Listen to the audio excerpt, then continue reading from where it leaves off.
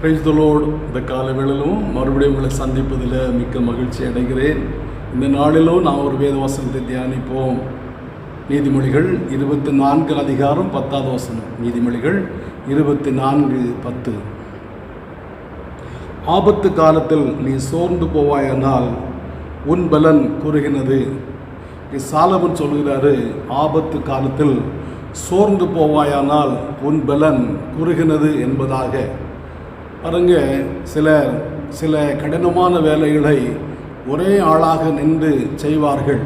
ஆனால் அந்த வேலை குறித்து யாராவது ஒரு சின்ன வார்த்தை சொல்லிட்டா அப்படியே தொட்டாவாடி போல சுருண்டுடுவார்கள், சோர்ந்து போவார்கள்.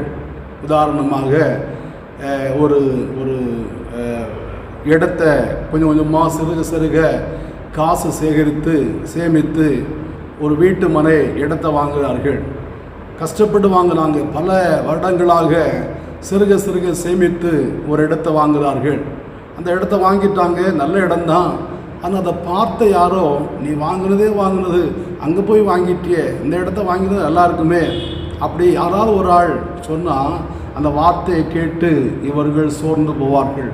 ஐயோ, எனக்கு இந்த இடத்த வாங்கக்கூடிய திறமை இல்லையோ, நான் இவ்வளோ கஷ்டப்பட்டு சம்பாதிச்ச காசு அங்கே போய் இடத்த வாங்கிட்டேனே, இங்கே வாங்கினது நல்லா இருக்குமோ அப்படி சொல்லி சோர்ந்து போவார்கள். ஒரு வீட்டை கட்டுவார்கள், பார்த்து கட்டுவாங்க. பார்த்து கட்டிட்டு அந்த கிரக பிரவேசத்துக்கு, வீடு பிரதிஷ்டைக்கு அநேகரை அழைப்பார்கள். வாரவங்க ஆளுக்கு ஒரு ஆலோசனை சொல்லுவார்கள். இந்த வாசல் இங்கே இருந்தால் நல்லாயிருக்கும், அங்கே இருந்துடக்கூடாது, இந்த வாசல் இந்த பக்கமாக போட்டிருக்கணும், அப்போ இந்த இது நல்லா இருக்கும், இல்லைன்னா நீ தர போட்டது கிரேனைட்டு போட்டிருக்கக்கூடாது, டைல்ஸை போட்டிருக்கணும். ஏதோ ஒன்று வாரவங்க சும்மா இருக்க மாட்டாங்க, ஏதோ ஒன்று சொல்லுவாங்க. அது இந்த வார்த்தையை கேட்கும்போது அவ்வளோ கஷ்டப்பட்டு பார்த்து கட்டின வீடு, ஐயோ இந்த வீடு சரியில்லையோ, வாரவங்கெல்லாம் ஒரு குறை சொல்கிறாங்களே அப்படி சொல்லி சோர்ந்து போவார்கள். ஒரு திருமண ஃபங்க்ஷனாக இருக்கலாம், அந்த ஃபங்க்ஷனை வர எல்லாருக்குமே நல்ல சாப்பாடு கொடுங்கன்னு சொல்லி அழகாக நல்லா பார்த்து சமைப்பார்கள். ஆனால் யாரோ ஒரு ஆளுக்கு தான் அதில் உப்போ காரமோ குறைவாகவோ கூடலாக இருக்கும். யாருமே குறை சொல்ல மாட்டாங்க. யாரோ ஒருவர் மாத்திரம் ஏதோ ஒன்று சொன்னதும், ஐயோ மற்றவங்க சொல்லாமல் போயிட்டாங்களோ, இந்த சாப்பாடு சரியில்லையோ அப்படி சொல்லி அந்த காரியத்தில் சோர்ந்து போவார்கள். இப்படி அநேக காரியங்களை நம்ம சொல்லலாம். நம்ம இங்கே வாசிக்கிறோம், அவ்வளோ அழகாக நன்றாக நின்று அந்த காரியங்களை செய்தவர்கள் ஒரு சின்ன வார்த்தையினாலே, யாரோ ஒருவர் சொன்ன ஒரே வார்த்தையினாலே சோர்ந்து போவார்கள். இதே போல தான் வேதத்தில் கூட நாம் ஒரு சம்பவத்தை வாசிக்கிறோம். 1 ராஜாக்கள் 19 அதிகாரத்தில் ஏசபேல் எலியாவை பார்த்து ஒரு வார்த்தை சொல்கிறான். நாளை இந்நேரத்தில் நீ செத்து போவ, என்னுடைய தீர்க்கதரிசிகளெல்லாம் நீ கொண்டு போட்டாயே, அந்த எல்லாருடைய இரத்தப்பிள்ளை உன் கையில் வாங்குவேன் அப்படின்னு ஒரு வார்த்தை சொன்னதும், அப்படி சொல்லி நிறுத்தவில்லை, நான் அப்படி செய்யாமல் போனால் தேவர்கள் அதற்கு அதிகமாகும், அது சரியாகும், சரி கட்ட கடவுள்னு சொல்லி அந்த ஒரு வார்த்தை கேட்டதும் எலியா ஜீவன் தப்பும்படியாக ஓடினான். தன் ஜீவனை காப்பாற்றும்படியாக ஓடினது மாத்திரமல்ல, அந்த எலியை சொல்கிறார், ஆண்டவரே என் பிதாக்கள் எல்லாரையும் பார்க்கல நான் நல்லவன் அல்ல, நான் இருக்கிறதை பார்க்க சாகிற நல்லதுன்னு சொல்லி தான் மரணத்தை கோரி அவர் சூரியச்செடியின் கீழே படுத்து கொண்டார் என்று வேதத்தில் வாசிக்கிறோம். இந்த எலியா எவ்வளோ பெரிய காரியத்தை செய்தவர். ஜனங்கள் பாகால்களை சேவித்து கொண்டிருக்கிறார்கள். ஏசபேல் கர்த்தருடைய தீர்க்கதரிசிகள் எல்லாம் கொண்டு குவித்து கொண்டிருக்கிறார். ஜனங்கள் ஆண்டவரை விட்டு பாகால்களையும் அஸ்தரத்தை சேவிக்க ஆரம்பித்து விட்டார்கள். இதை பார்த்த எலியா ஆகாப்பை பார்த்து சொல்கிறாரு, நீ விதமாக ஆண்டவரை விட்டு அந்நிய தெய்வத்தை பின்பற்றுகிற அப்படின்னாலே, நான் சொன்னாதான் அந்த தேசத்தில் மழை பெய்யும், நான் சொல்லாமல் தான் மழை பெய்யாது அப்படி சவால் விட்டு போன மனிதன் வானத்தை ஜபத்தினால் அடைத்தவர். யாக்கோபில் அப்படி தான் வாசிக்கிறோம். எலியா என்பவன் நம்மை போல பாடுள்ள மனசனாக இருந்தும் கருத்தாய் ஜெபம் பண்ணார். 3 வருஷம் 6 மாதமும் மழை பெய்யவில்லை என்று. அப்படியானா ஜெபம் பண்ணி வானத்தையே அடைத்ததான ஒரு தேவ மனிதன், வானத்திலிருந்து மழை பெய்யாதபடிக்கு தடை பண்ணதான ஒரு தேவ மனிதன், வானத்தை அடைத்தவர்.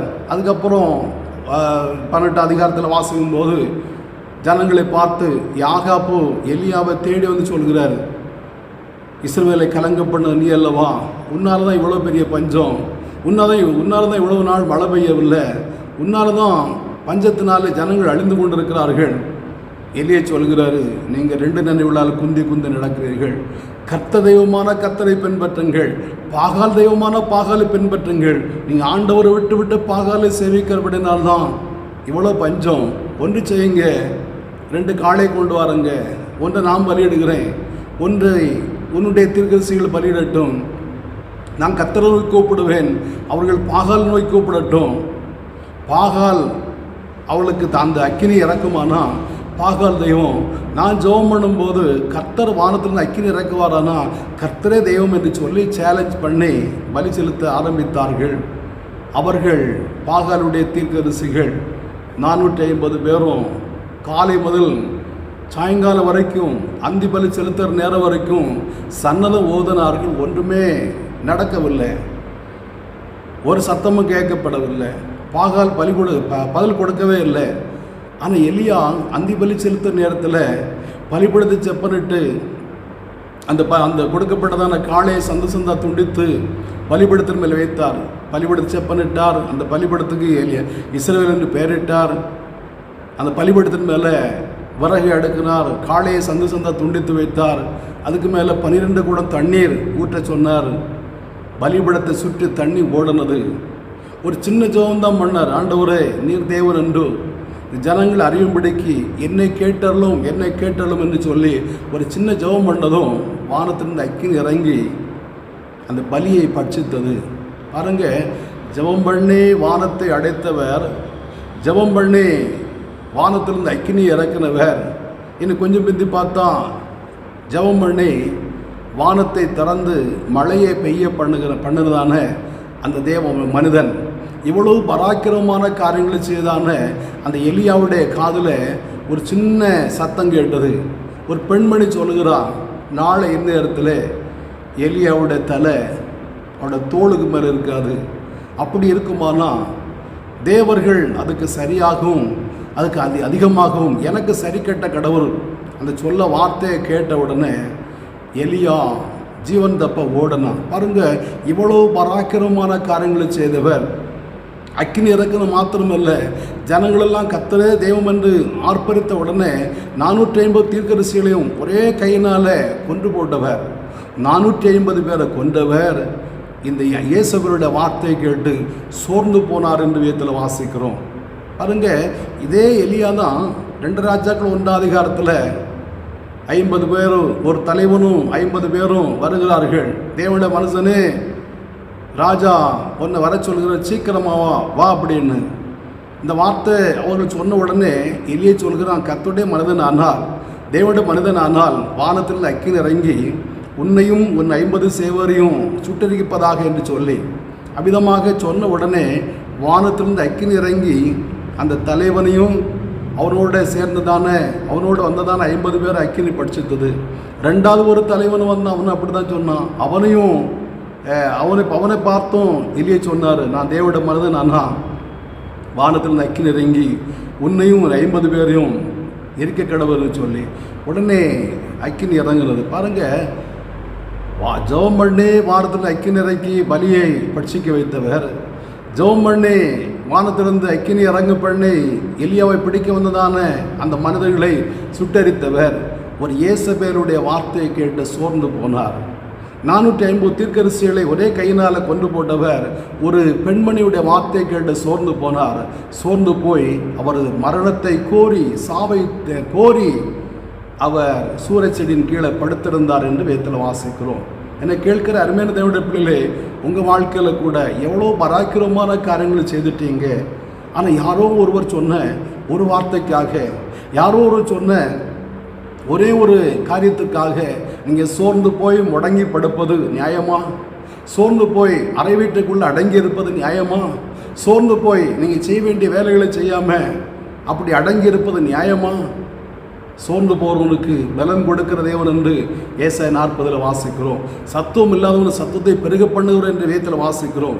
ஒருவேளை உங்களுடைய வாழ்க்கையில் சோறு வருமானா ஆண்டவரை பார்த்து ஜெபம் பண்ணுங்க. 2 கொரிந்தியர் 4:15 வாசிக்கும்போது 15-16 வாசிக்கும்போது அநேகருடைய ஸ்தோத்திரத்தினாலே கிருபை பெருகும், ஆகையினாலே நாங்கள் சோர்ந்து போகிறதில்லை. எங்களுடைய புறம்பான மனிதன் அழிந்தும் உள்ளான மனிதன் நாளுக்கு நாள் பலனடைகிறான் என்று பவுல் சொல்கிறார். அப்போது உங்களோட வாழ்க்கையில் சோர்வு வருமானா நீங்கள் ஸ்தோத்திரம் பண்ணுங்க. உங்களோட வாழ்க்கையில் சோர்வு வரும்போது ஆண்டோடைய பார்த்து நம்புறங்க. சோர்ந்து போகிறவனுக்கு அவர் பலன் கொடுத்து சத்துவம் இல்லாதவனுக்கு சத்துவத்தை பெருக பண்ணுகிற தேவன். இந்த வார்த்தையை கேட்கிற உங்களுடைய வாழ்க்கையில் கூட சின்ன சின்ன காரியங்களை நீங்கள் சோர்ந்து போய் இருக்கிறீங்களா? சோர்ந்து இருக்கிற இடத்த விட்டு எழும்புங்க. சோர்ந்து இருக்கிற இடத்த விட்டு எழும்புவீங்களான்னா உங்களை ஆண்டவர் பிரகாசிப்பிக்கிற தேவன். எலியாவை ஆண்டவர் அப்படியே விட்டு விடவில்லை.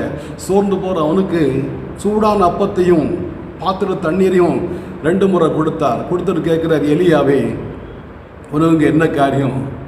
நீ பண்ண வேண்டிய தூரம் வெகு தூரம், நீ ஏன் சோர்ந்து போய் படுத்திருக்கிற? நீ எவ்வளோ பராக்கிரமான காரியங்களை செய்தவன், நீ எழும்பு அப்படி சொல்லி ஆண்டவர் எழுப்பி விட்டார். ஆண்டவர் கொடுத்த சாப்பாட்டின் பலத்தினால 40 நாள் இரவும் போல் நடந்தான் என்று வேதத்தில் வாசிக்கிறோம்.